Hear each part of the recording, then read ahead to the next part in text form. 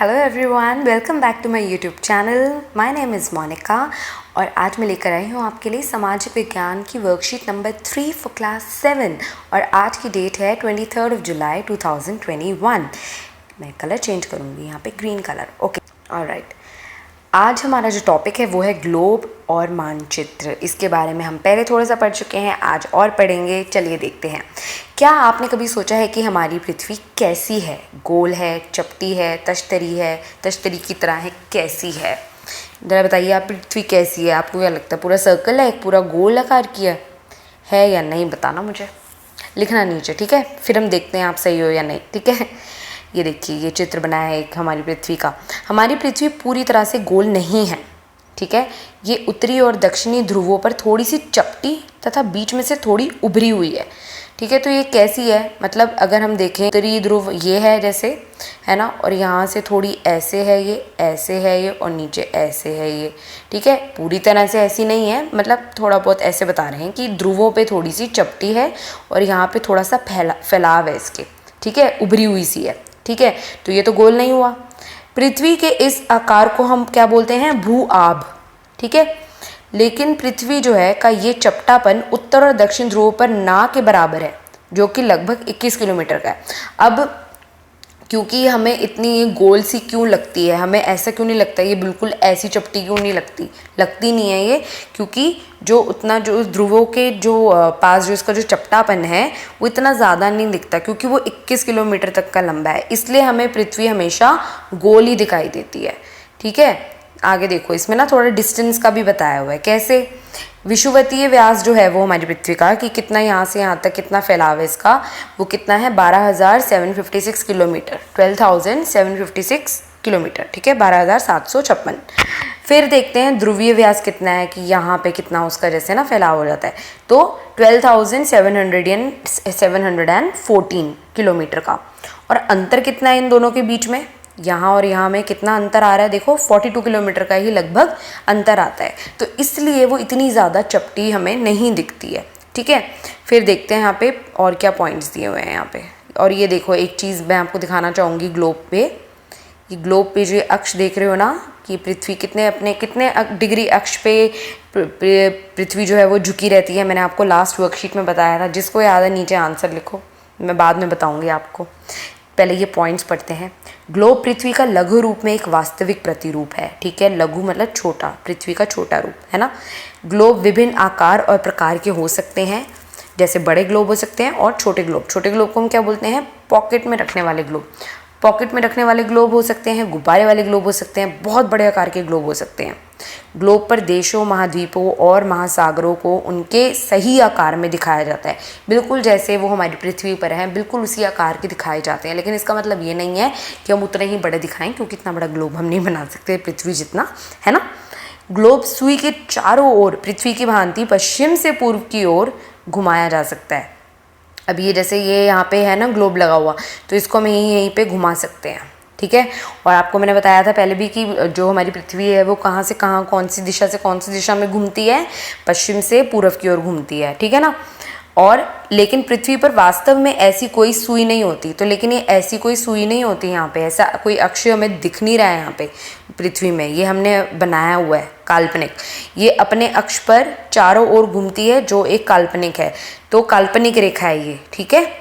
आपको मैंने पहले भी बताया था, जो भी हम ग्लोब पे लाइंस की, रेखाओं की बात करते हैं, वो सब काल्पनिक है, ठीक है? ताकि हम उससे अपनी जो चीज़ों को जानना चाहते हैं, समय, जगह की लोकेशन कि वो कहाँ है ना, वो हम जानने में हमें आसानी हो, इसलिए हमने ऐसी काल्पनिक रेखाएं बनाई हैं, ठीक है?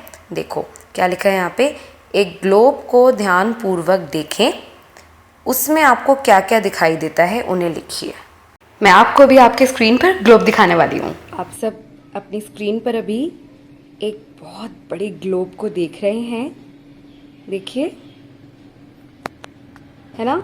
ये बहुत बड़ा है, और आपको मैं ये दिखाने के लिए कि ये कितना बड़ा है, एक चीज़ दिखाती हूँ। देखिए, मैंने यहाँ पे रख दी है एक छोटी सी सैनिटाइज़र की बॉटल। अब देखिए ये कितना बड़ा ग्लोब है ना?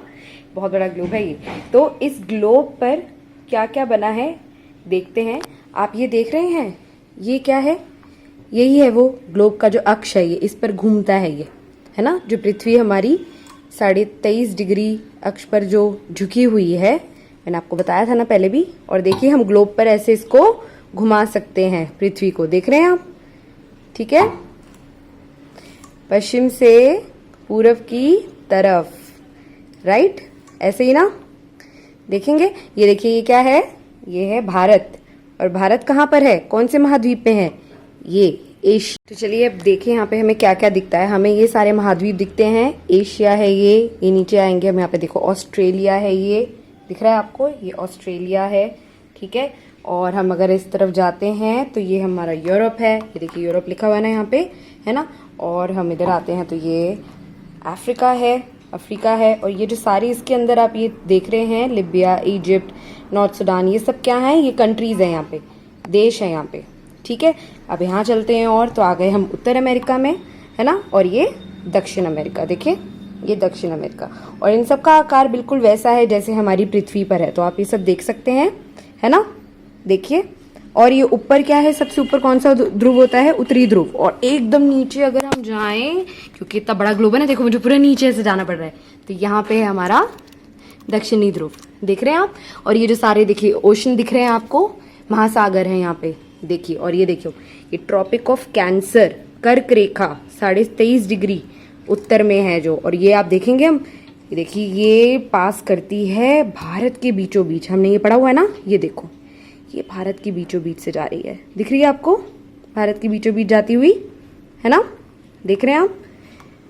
तो हमें क्या दिखता है ग्लोब पर, हमें ग्लोब पर महासागर दिखते हैं, जो सारा ब्लू वाला पोर्शन है, हमें यहाँ पर महाद्वीप दिखते हैं बड़े बड़े, और महाद्वीप के अंदर हमें देश दिखते हैं, ठीक है। और उसके साथ देखिए आप यहाँ पे काफ़ी जो राज्य हैं उनकी राजधानियाँ लिखी गई हैं, देखिए सब में, ये देखिए यूरोप, ये देखो यूरोप की ये सारे देश और उनकी राजधानियाँ लिखी गई हैं यहाँ पे, देख रहे हैं आप ये।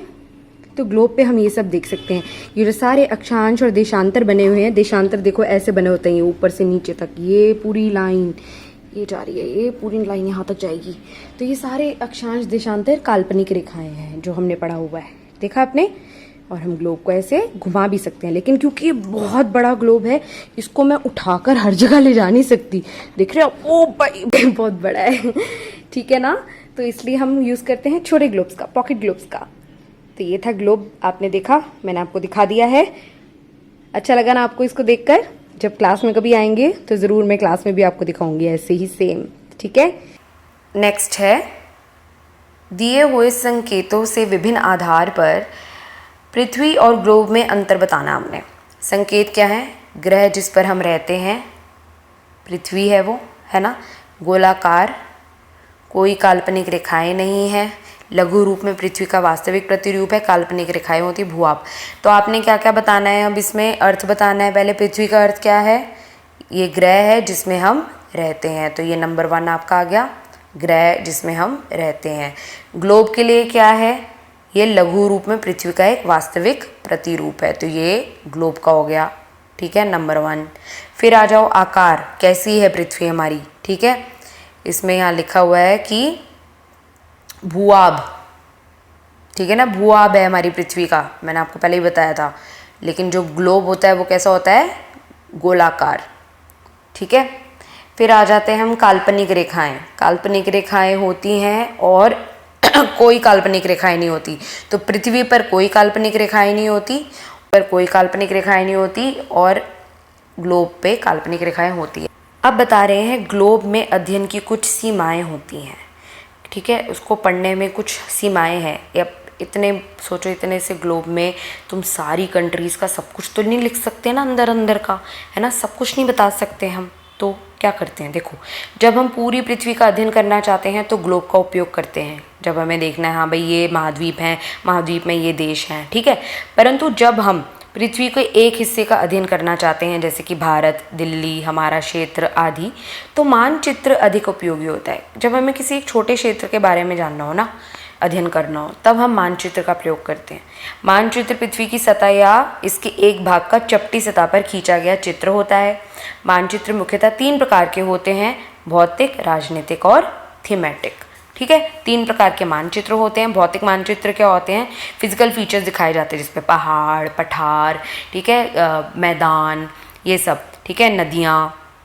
फिर आपके आ जाते हैं राजनीतिक। राजनीतिक में आप सारे क्या दिखाते हो? देश दिखाओगे, उसके अंदर की जो सिटीज़ हैं, नगर हैं, वो दिखाओगे, उसकी जो राजधानी है वो दिखाओगे। थीमेटिक मैप क्या होता है? जैसे कोई एक थीम, एक पर्टिकुलर चीज़ को दिखाना आपने, कि वर्षा का वितरण दिखा दिया आपने, ठीक है ना, ये थीम हो गई ना एक, है ना, तो वो दिखाना मैप पे। कितना मृदा का पूरा वितरण दिखा दिया कि भारत में कौन सी मृदा कहाँ है, तो ये क्या हो गया?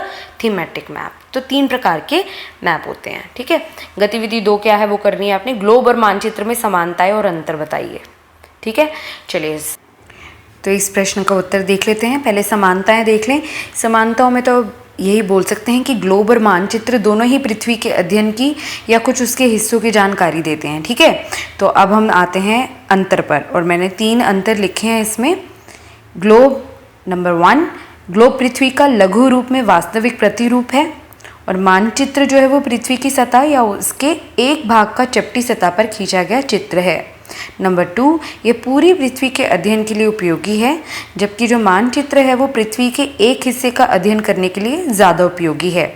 थर्ड पॉइंट, ग्लोब के विभिन्न आकार और प्रकार। पॉकेट ग्लोब बहुत बड़े आकार के ग्लोब होते हैं, जबकि मानचित्र 3 प्रकार के होते हैं, राजनीतिक, भौतिक और थीमेटिक।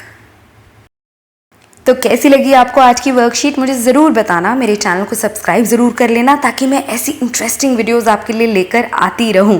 ओके, मिलती हूं मैं आपको नेक्स्ट वर्कशीट के साथ। This is Monika ma'am saying bye bye, take care of yourself.